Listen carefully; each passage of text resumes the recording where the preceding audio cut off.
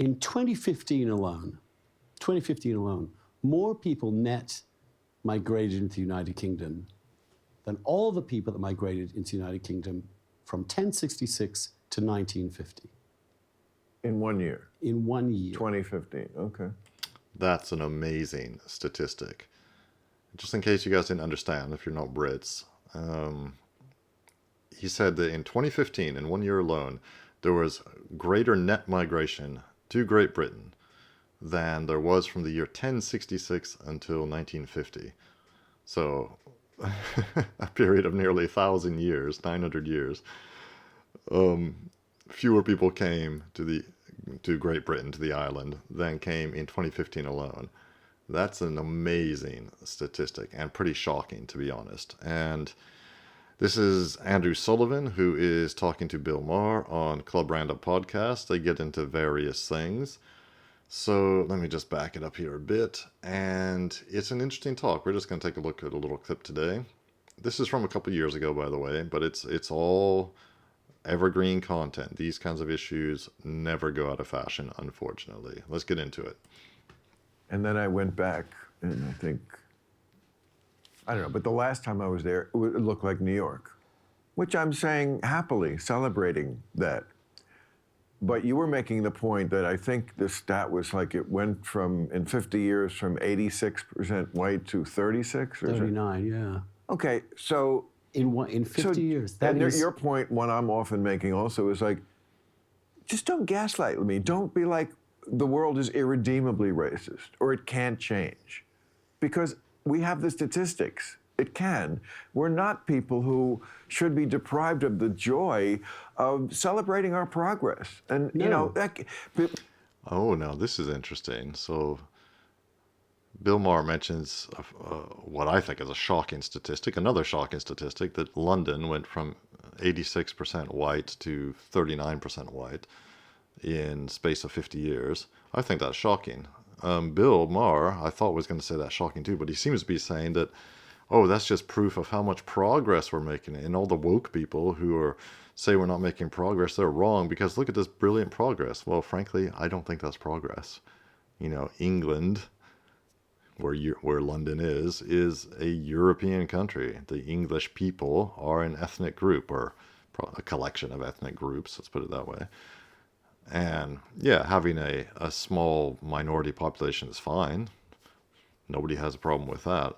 But 39% in the capital city of your country, one of the great cities of the world, that's outrageous. That is truly, truly outrageous. It's been allowed to happen. And English people were fighting against that trend starting a long time ago, back in the 50s and 60s. Famously, is it Enoch Powell, or am I mixing him up with somebody else? The guy who gave the famous Rivers of Blood speech. Fantastic guy, who gave a famous speech, got kicked out of the Tory party, I think he gave in the 1960s, where he was talking about the potential impact of mass migration all that time ago. Now, of course, these things take time, and now we are seeing the results of it. He was right. But they equate it time, with, you can't say, we've done all this without them going, there's still work to be due. Right. Yeah, adults assumed that before the conversation started. Right. That's why you're not adults, and you're so fucking tedious. Right.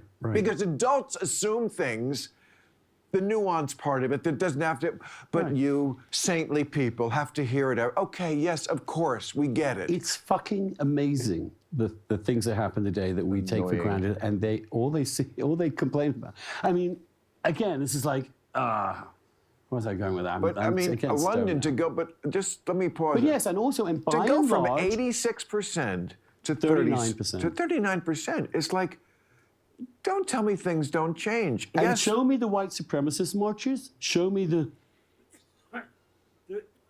other part of this is, look, to me, it's, look, your regular English people, traditional people out in the countryside, out in the small towns, the some old Londoners, they're going to find this kind of weird. They're going to be absolutely find this a little bewildering. You know, they're going to find this a little hard to take in, and they're going to have reactions to it. That London looks so diverse? diverse? Suddenly, like, Of course, or there's- that it's so look. rich, or that it's the center of. Like when I used to go to London, it was a totally different city when I left it.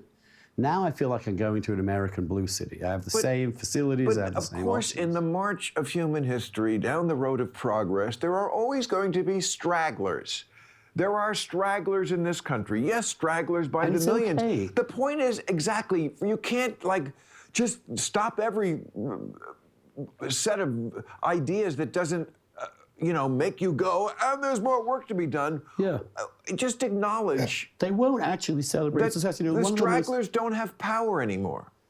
They don't, by and large. But also, my feeling is, And they're not popular. It's not popular to be racist. Of course it isn't. It isn't. So, like, yes, is there work to be done? And then you've also written about this. I love the kind of like attitude that some wokesters have about, well, if only the older white people would die. Like, you're perfect at handling the world, I'm sure, darling. You'd like this, hurry up, die. I think you wrote that, hurry up and Right. die. It's like, what a terrible attitude to have. I know. Even with people, and people essentially on your side politically, even, but also, of course, the Trumpsters. If they would just die, then things would be perfect, because again, do they hear themselves? Do they hear themselves? The way they talk about large groups of people? My feeling is, look, in all of human history, the vast majority of it, like think of England. This is another stat. In 2015 alone, more people net migrated into the United Kingdom than all the people that migrated into the United Kingdom from 1066 to 1950. in 1 year, In 1 year. 2015, okay. The pace of this Right. is unprecedented in human history. Now, America's different. America's always had this massive amounts of new people coming in New York. Right. The fact that London, no one goes to a little island off the rainy island off the top across of Utah to seek their fortune. Some people did from the Commonwealth and elsewhere, but no, people left those islands by and large. And the people that stayed there had such an incredibly homogeneous, even genetically, they're on an island, they're cut off. Suddenly, their whole world is revolutionized. Right. Of course, you're going to have people who are going to feel upset and confused and feel like they're losing a sense of their country and who is this and whatever. And of the course, worst thing my brother said this to me about London once we were talking. I'm going to London for the weekend. He said, "Well, it's not our capital anymore, is it?" Oh. Yeah, He didn't mean it racially. No, honestly. and that's He did not mean it that That's way. the nuance that they refuse to see or understand. It's not like the English have their English capital. right. It's a totally different world. It's like a spaceship landed Right. from globalization Sure. land, in which all these super smart and very wealthy white people and all their multicultural, diverse, multiracial servants essentially live in these big, bustling cities, and London today I would much rather live in it than London in 1984, but I don't begrudge the people that feel like, shit, what's happened to my world? I don't understand this. So what is London? When I say what's happened, I'm called a racist and fuck you. And vote for Brexit. Right. And that's what happens. What is London like? Last time I was there. So interesting. Yes, some famous people have been criticized for saying, that they don't recognize London anymore. John Cleese of Monty Python and Fawlty Towers said that several years ago and was roundly condemned. But yeah, I've been to London many times. I lived in the UK myself for a year. After I finished my studies in the United States, I did a year master's in the UK, not far from London, in a town called Guildford, about a half-hour train ride to London. So I was visited several times while I was there. I was married to an English woman for many years, visited England many times, including London many times. So I love the city. I've been many times. But I'm not very keen. The last time I was there was, 12, 15 years ago now? Yeah, about 15 years ago, I guess. Yeah, I have to admit, I'm not very keen to visit anymore. Maybe I should go see what it's like, but I see a lot. We see a lot on the internet these days. Maybe it's biased. Maybe I'm just getting a one-sided view, but I have zero desire to go there these days. And this guy, yeah, well, English people should feel at home in London, shouldn't they? The capital, the capital of their country, once the capital of the biggest empire in the world. Reminds me of a BBC documentary I saw 10, 15 years ago, maybe even longer now. It's called The Last Whites of London. I think, or no, The Last Whites of the East End. I think that's what it's called. I believe it's on YouTube. Check it out. And I'm shocked that it got made even back then. It would never get made today. Just the title alone would mean it wouldn't get made. But it's literally about that. It's talking to the very last white people living in the East End of London. The heart of Cockney land, as us Americans think of it as. And it's not English anymore. Sorry, it's not. The people living there, a lot of them may have British nationality, but they're not English. So make of that what you will. Perhaps you don't like to hear that. Perhaps you think that anybody can be English just like anybody can be American, apparently. I disagree with that. I don't think anybody can be French. I don't think anybody can be German. Yeah, you may move there from some non-European country or a European country and get the nationality, get a passport. That doesn't make you part of that original nation. So before I get in trouble with some of my viewers, I'm sure some of you won't like this, but it was an interesting talk. They were very respectful to each other, but I kind of had a feeling they were talking past each other.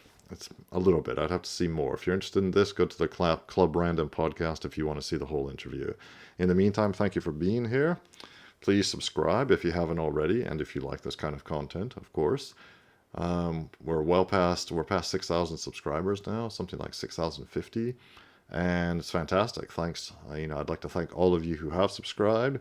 I'm thinking of doing something special or interesting when I hit the 10,000 subscriber mark. Let me know what you think I should do. And in the meantime, have a good one, and I'll see you in the next video.